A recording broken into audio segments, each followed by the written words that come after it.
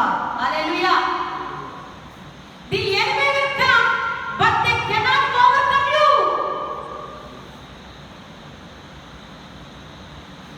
You need to fight some armies, but they will never have victory over you. Hallelujah.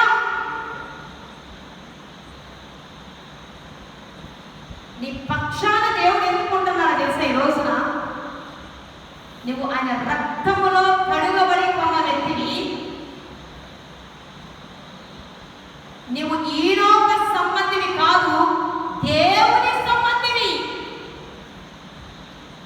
నువ్వు క్రీస్తు రక్తములో కడుగబడి నువ్వు బాప్తిసం పొందిన వ్యక్తివి అంటే నువ్వు సామాన్యమైన వ్యక్తివి అని అనుకోవద్దు.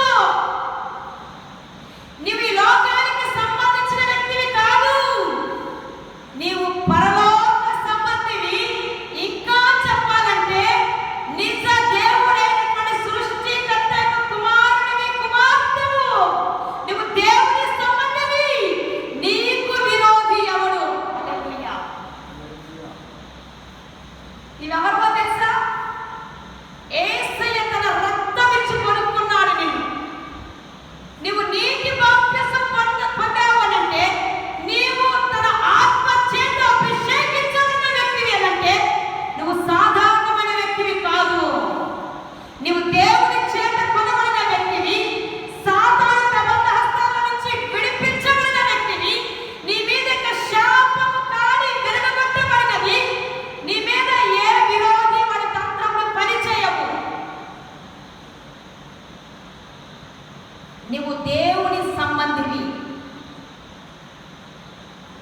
1 John 4:4 రాయబడిన రీతిగా చిన్నపిల్లలారా మీరు దేవుని సంబంధులు. హల్లెలూయా. చిన్నపిల్లలారా మీరు దేవుని సంబంధులు. మీలో ఉన్నవాడు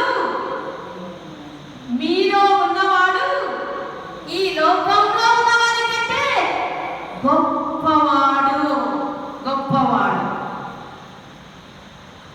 You are from God and have overcome, because the one who is in you is greater than one who is in the world. మీరు దేవుని సంబంధులు. మీరు మీ శత్రువులను, మీ విరోధైన అపవాదిని ఆల్రెడీ జయించి ఉన్నారు. హల్లెలూయా. ఎలా జయించాము మనము?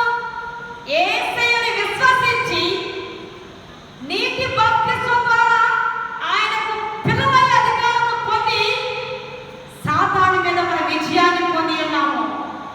దేవుని సంబంధులకు మాత్రమే అపవాది మీద విజయము పొందే అవకాశం దక్కుతుంది. కాబట్టి నువ్వు సాధారణమైన వ్యక్తిని కాదు. నీలో ఉన్న అనారోగ్యం నిన్ను ఓడించలేదు. నీకు విరోధం